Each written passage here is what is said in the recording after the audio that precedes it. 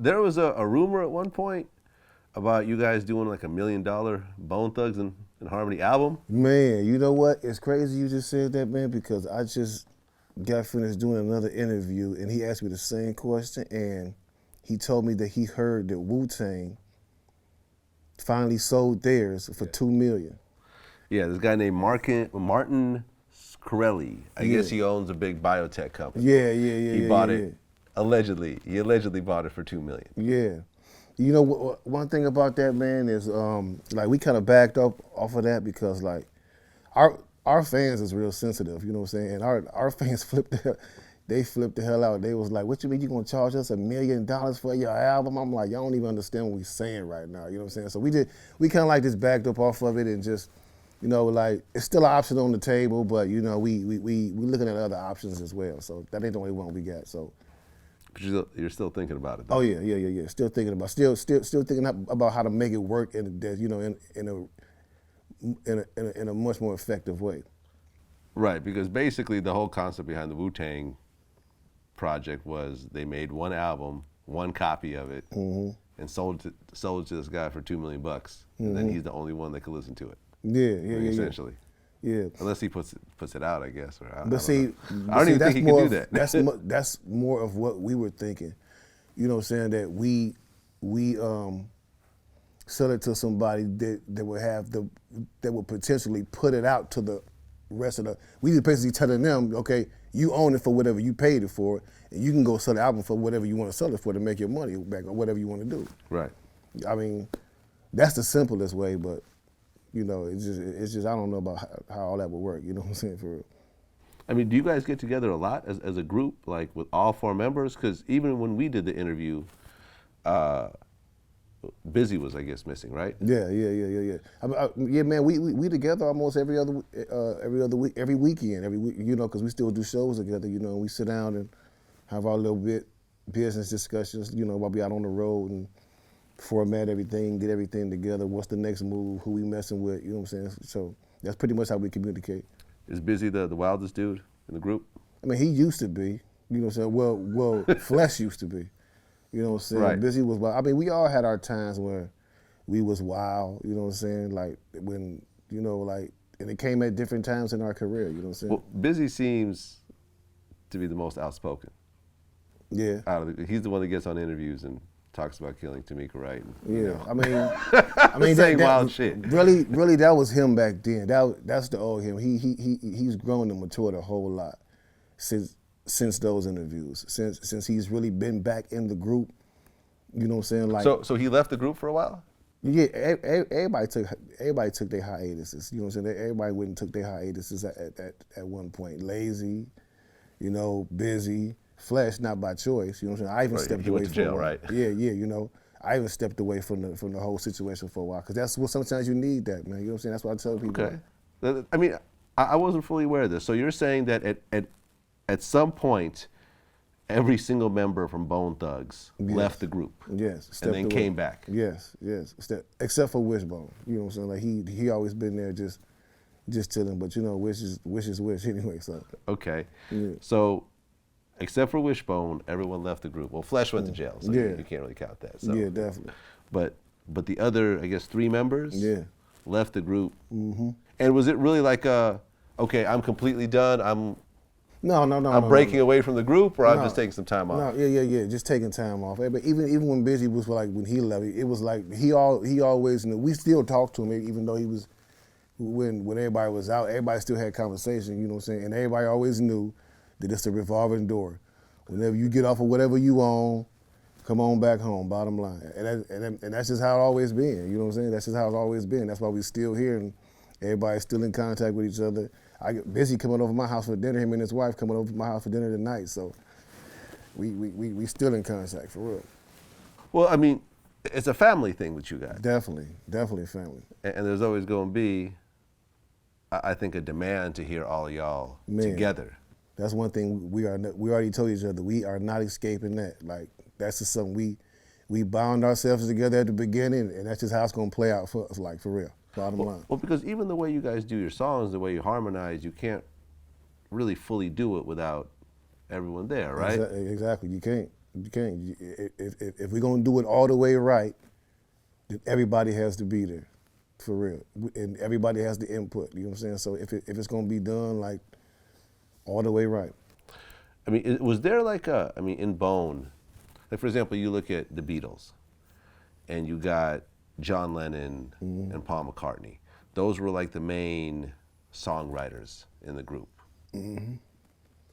Was there like a main songwriter in Bone, or was it always a collaborative effort? When it came to the verses, everybody wrote their own verses. Okay. Me, I was probably the one that would go to the studio before everybody, because DJ Unique or whoever they would call me, and I would go to the studio and he would play me like a whole bunch of tracks, and I would just go in and like come up with concepts to the beats, and I would write the hooks and put the hooks down on the song, and everybody else come in and add on to what I put down to make it sound bigger or whatever else they're gonna add to it, and then everybody just put their verses down. But I was usually the one to start the song off and like write the hook and like create the concept for it. So would you say that you came up with most of the hooks? Yeah, that's true. That's true. Yeah, that's okay, true. so you're the main. Okay. Yeah, I came up with a lot of the hooks. Like, no, don't give me the group had a lot of input on a lot of songs too. You know what I'm saying? But like, absolutely. Like I said, I was always the first one there, and I would just go in and just bam, bam, like just bang it out. And then like people started saying that was the layout. You know what I'm saying? Call Cray to the studio first, get the beats down, have him put the concept on, then bring everybody else in. You know what I'm saying? Okay. That's basically how it went. I mean, do you feel like you had more of a focus on singing than the other members, or was everyone pretty much on that? Because it was just I was just into the music. I was just into the music at the time, like especially when we first started. It was like I had so many ideas that like I was like, yo, we got the ability to do so much incredible stuff on top of these tracks that nobody else has ever done, just because we have this sound. So I was like real serious with it. I would go in like listen to beats hard and just come up with the craziest stuff, like, yo, this is crazy, we gotta use it. You know what I'm saying? So that's basically how I went. Have you ever taken singing lessons at all? No, ever. Anyone in the group? No, man. So y'all just naturally? Yeah, man. Well, you know, Church? my father used to sing, but never professionally. He used to be in the house cleaning up, singing, and everybody in my family used to be like, yo, he can sing. You know what I'm saying? And he used to record himself like you get. On the tape recorder, you hear him singing, but you hear the broom in the background, sweeping the floor. Like, it was crazy. And he played music all the time. Him and my mother, they played music all the time. So like music, I was always around it, always heard it, and I just fell in love with it. You know what I'm saying? And me and my sisters, we used to imitate the different bands and dress up like we was singing and do all that, for real. Okay. I mean, but you see a lot of artists who never took singing lessons, but they were in church. They were learning how to harmonize in church at all. Any of you guys? Yeah. No. None Not of church, that, man. No, it just came from listening to different music, like just really sitting there. I used to get my radio and just like sit in my room and just turn the radio and just listen to the songs and listen to different people's music, like whether it be R&B, pop, country, whatever. I just used to listen to all kind of music.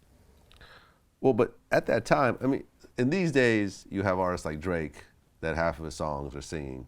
But back then, rappers weren't supposed to sing. Yeah, yeah, definitely. I mean, there was even somewhat of a kind of like a friction between hip hop and R&B. Like, for example, when Big Daddy Kane did Prince of Darkness, remember that album cover where he was with the suit and it looked like an R&B cover? Yes, I mean, people were killing him over that at the I time know. because it was like, yo, that's too R&B, that ain't hip hop. Yeah, exactly. And then a lot of the R&B dudes were trying to be hip hop back then. Exactly. They'd have the little, you know, like Belle Biv DeVoe, I think, like set a lot of that off of like R&B dudes who was kind of hip hop that was rapping on every song and singing. Yeah, exactly. Because it was kind of like taboo to do the same on one song back in the day, for real. Yeah, it was. So when you guys came out and started singing, were people kind of fucking with you over that? I mean, like when we first came out, I mean, I would say it took New York a long time to accept us. I don't think that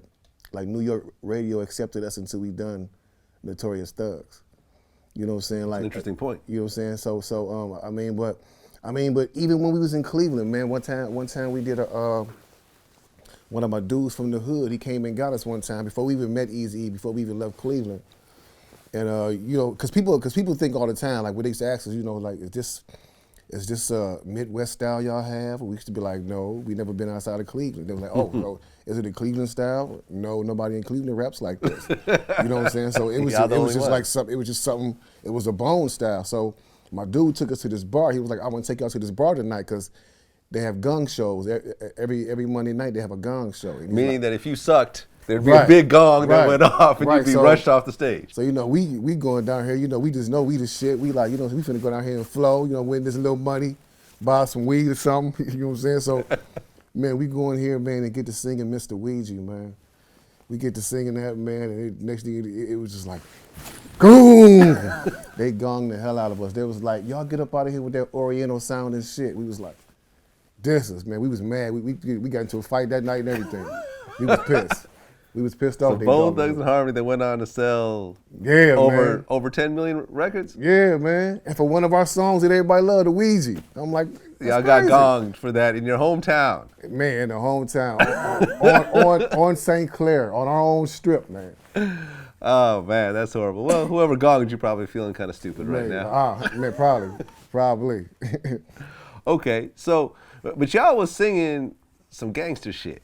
Yeah, man. You know, like, I feel like Nate Dogg kind of kept going what y'all was doing. Yeah. You know what I'm saying? Like, definitely. Someone who's singing that wasn't really rapping, who's harmonizing and, you know, in a certain key and everything else like that, but they were talking some gangster shit. Definitely, man. So, yeah. You know, you guys almost created a new, I mean, not almost, but you guys created a new genre of hip-hop. Yes, indeed. Yes, indeed, bro.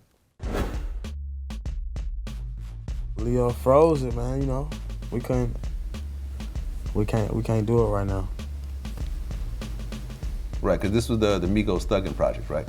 Yeah, that was gonna be a big project too, but Leo, you know, blocked the play. Michael K. Williams told me, he was like, if you want to make it in this industry, you have to switch it up, because you just want to be typecast. What, you just playing all gangster movies?